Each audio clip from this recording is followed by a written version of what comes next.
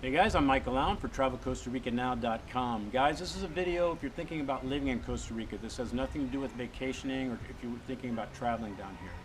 Now, in rule number 2 about living here, I said something about you shouldn't buy, all right, which I hope you followed.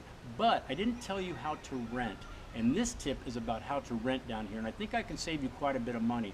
The problem is, you're gonna have to trust me a bit on this, so I know what I'm talking about, because you're gonna come down here a little bit blind, because you're not gonna be, except for your home base or the place you're gonna stay down here, your hotel or wherever it is, you're not gonna have a rental property lined up at all.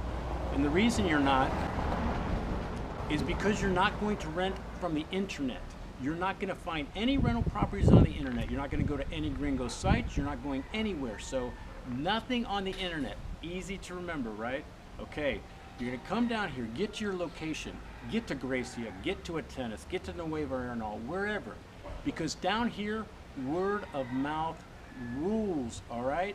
You don't have to necessarily know anybody in the area. Now, I do want to give you a warning about talking to local gringos, all right? There's exceptions to this, but for the most part, gringos a lot of times have an agenda, a lot of times. Or, you know, they're steering you in it might be a gringo pricing, or they might have, again, an agenda to it. So, obviously it could be exceptions to that, but for the most part, you're going to rent from ticos, all right?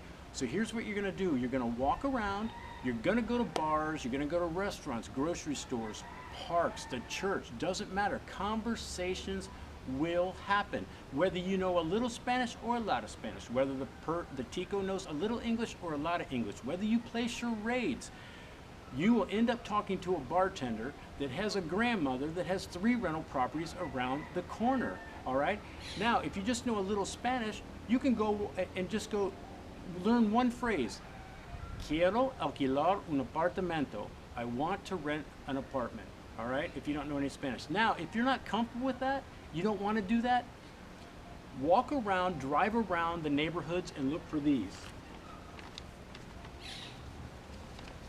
This means for rent. This means for sale. Say vende. Now, just because it says for sale, they might have been trying to sell this property for 2 years, and maybe you just want to rent for a couple months. So a lot of times you can get a good deal from the for sale signs. So don't walk away from those, all right?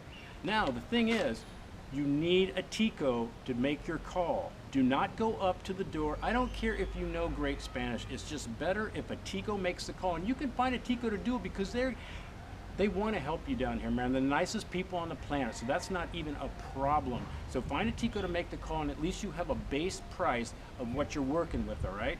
So that's it. Shouldn't take you more than a week of doing this. For about a week, you should easily find a place, no problem. Trust me on this. I know what I'm talking about. I'm Michael Allen, TravelCostaRicaNow.com. Peace, guys. Hope it helps.